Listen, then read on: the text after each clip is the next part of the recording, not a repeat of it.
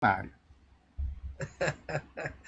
Estimado Rômulo, um prazer estar aqui outra vez ao pé do canhão, com todos os que nos honram. Estão aqui, acho que já tem quase 1000 aí no YouTube, então é o padrão duplo expresso. Um prazer estar aqui novamente para tratar os temas da República Apodrecida. Né? Eu tenho um ceticismo na tua batalha, tanto admiro quanto tenho um ceticismo na capacidade de constranger, porque o cinismo foi uma escola da filosofia crítica, né? Diógenes e companhia.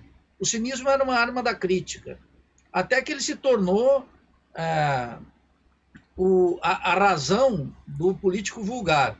E o político vulgar não se constrange nem com cueca no batom, batom na cueca, não, nada, nada. O político vulgar, ele é um profissional do cinismo. Ele é um Ô, Nildo, profissional você do se traiu cinismo. aí, porque é tanto batom que já é cueca no batom, né? De tanto batom que tem.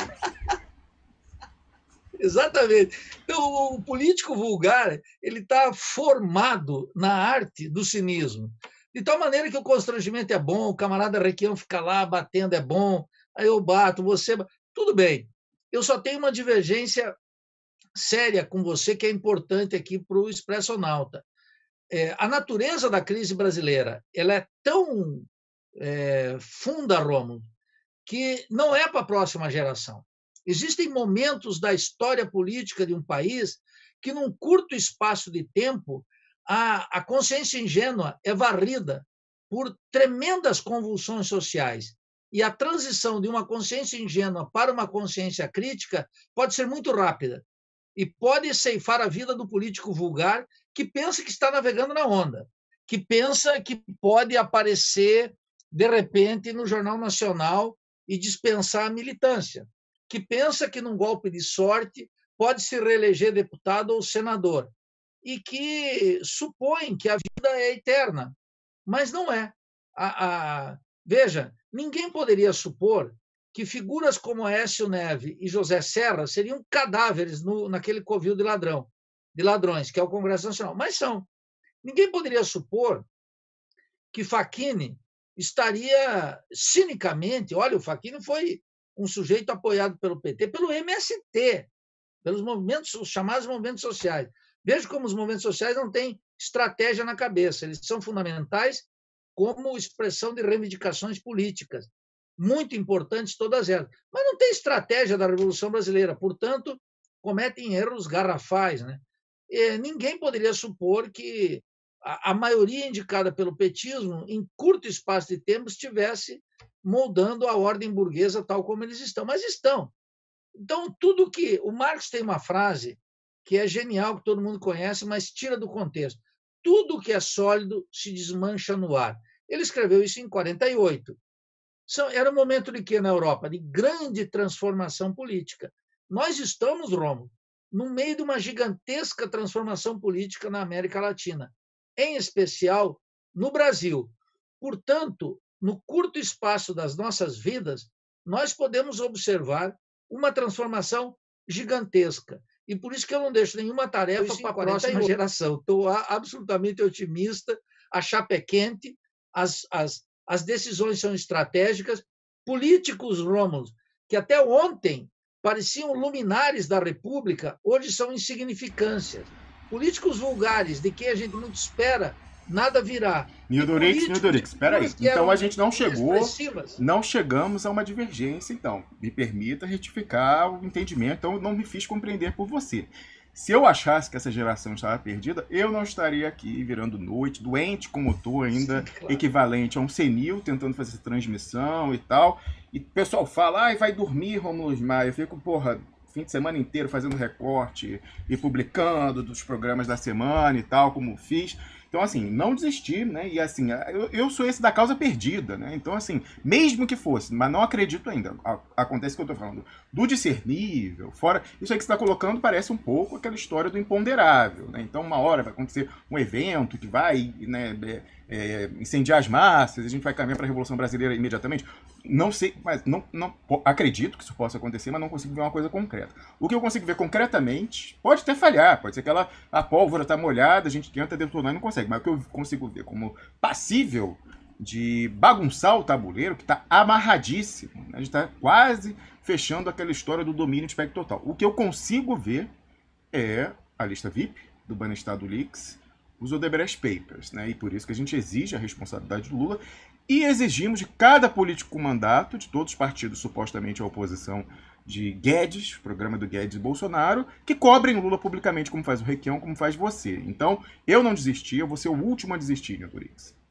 Não, estou de pleno acordo. É bom a gente fazer essa discussão aqui aberta, porque precisamente coloca as grandes tarefas da conjuntura.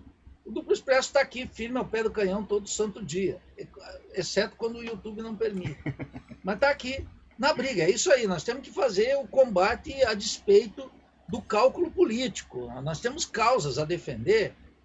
Para mim, e digo aqui, a grande maioria do Expresso é o caso de uma revolução brasileira, não existe outra. Agora, a gente não sabe. Eu dou sempre o exemplo do próprio Lenin na Revolução Russa, né? O Lenin supunha, às vésperas da Revolução, ele escreve dizendo, olha, essa revolução será para os nossos netos. E poucas semanas depois ele estava na direção dos soviéticos. O Fidel Castro, quando fez o assalto ao quartel de Moncada, em 53, ele não esperava que 6 anos depois ele estaria entrando vitorioso em Santa Clara, em Havana. Quer dizer, nós temos que fazer a nossa tarefa. E quando eu digo que tudo que é sólido se desmancha no ar, é que nessa metáfora que o tabuleiro todo fechado, é verdade. O tabuleiro está todo fechado, mas ele não está isento de contradições e antagonismos cada vez mais violentos. Cada vez mais violentos. O metabolismo, quer dizer, as contradições, os antagonismos de um capitalismo em crise cíclica, com particular efeito destrutivo na periferia capitalista, na América Latina, e com maior intensidade no Brasil, coloca o Brasil atuando numa lógica das situações extremas. Essa lógica das situações extremas testa os personagens, arquiva alguns, coloca no ostracismo os outros e abre a possibilidade de novos personagens políticos, líderes políticos que estejam à altura da situação brasileira. Então, nós não temos que ter nenhuma pressa, nenhum desânimo, tem que continuar batendo, tal como tu faz aqui, eu, a minha maneira, todos os que estão nos ouvindo, honrando com a audiência, divulgam, discutem, polarizam, etc. O Brasil está numa grande transformação, uma gigantesca transformação. Que as forças da ordem ainda dominam essa transformação, não há dúvida alguma. Que o liberalismo de esquerda, que até agora foi dominante, através de Lula, Ciro Gomes, Haddad, etc., não estão à altura da situação brasileira, é mais do que evidente. Não é? O silêncio desses personagens sobre aquelas questões que são mais essenciais, né? Que permite que a Rede Globo ontem dê uma cobertura sobre a delação do Messer, o doleiro dos doleiros, é evidência de que falta, que os partidos políticos deveriam ocupar os seus espaços e criar instrumentos para bater naquilo que é essencial, o coração da dominação burguesa, que é a República Rentista e o sistema bancário e financeiro. Deveria estar fazendo isso, mas não está fazendo. Então, aos poucos, essas figuras vão se mostrando não à altura da ordem, mas também aos poucos, milhões de pessoas passam a cobrar deles e assumir um protagonismo que até ontem não era possível. Então veja que, mais do que depositar a fé nos chamados líderes eleitorais que nós temos hoje, imensos setores populares estão buscando uma alternativa radical à crise brasileira. Eu acho que esse é o dado dominante, Roma. Esse é o dado fundamental. Ele não aparece no Jornal Nacional, porque, como já mostrou um poeta popular, a dor da gente não aparece no jornal. Mas nós estamos nos multiplicando aos milhares pela chamada mídia alternativa, pelo que nós estamos fazendo aqui, religiosamente toda semana, e você todo santo dia. Isso que é o fundamental.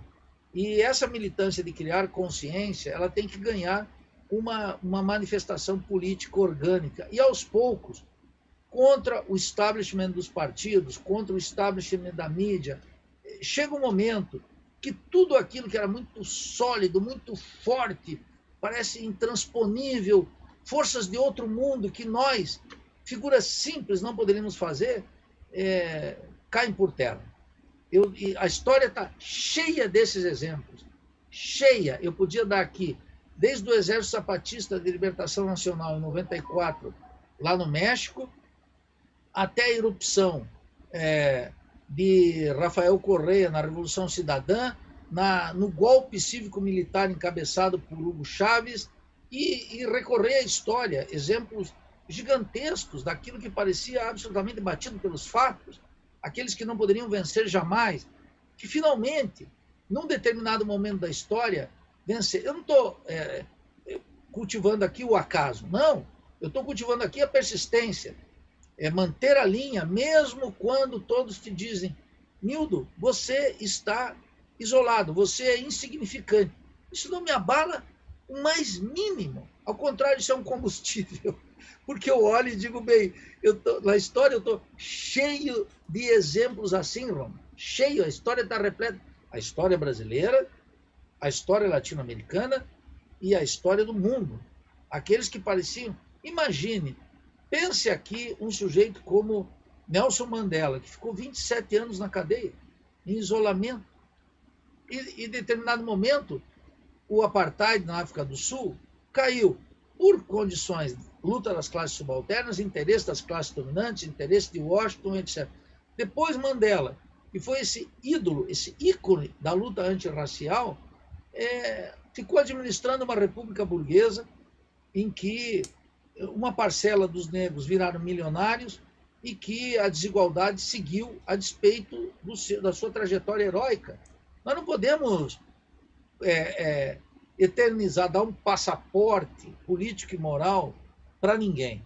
Eu sou adepto daquilo que um revolucionário tem que provar todo santo dia, que segue absolutamente fiel às suas causas. Isso vale para o Mandela, isso vale para uma figura extraordinária como Che Guevara, que morreu ao pé do canhão de maneira heróica, né? A morte do guerreiro heróico. Não, o Pepe Mujica sucumbiu, porque o Pepe Mujica, lá no Uruguai, essa ideia, Rômulo, muito estranha, de buscar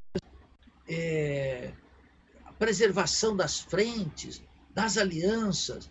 Pepe Mujica foi vencida pela conjuntura latino-americana. Aliás, Pepe Mujica, Rafael Correa, Evo Morales, Lula, Cristina, todos, a despeito da situação política distinta, todos eles foram vencidos por essa nova conjuntura latino-americana.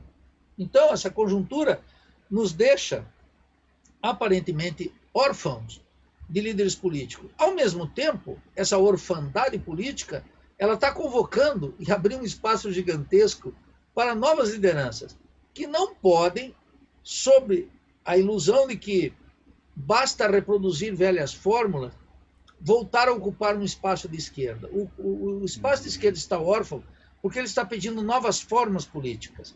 Não só novos personagens, não só novos líderes, mas novas fórmulas. Então, a briga que eu tenho, que você registra aqui, por exemplo, dentro do PSOL, é que o PSOL não pode ser um PT sem o Delúbio, não pode ser um PT sem o Palocci. O PSOL nasceu... Não, mas olha só, o pessoal vai falar aí que o Palocci já se desfiliou para ser expulso, então vamos botar uma pessoa... Não pode ser um PT sem José Eduardo Cardoso, o homem que articulou assumidamente... Gente, meu Deus do céu, eu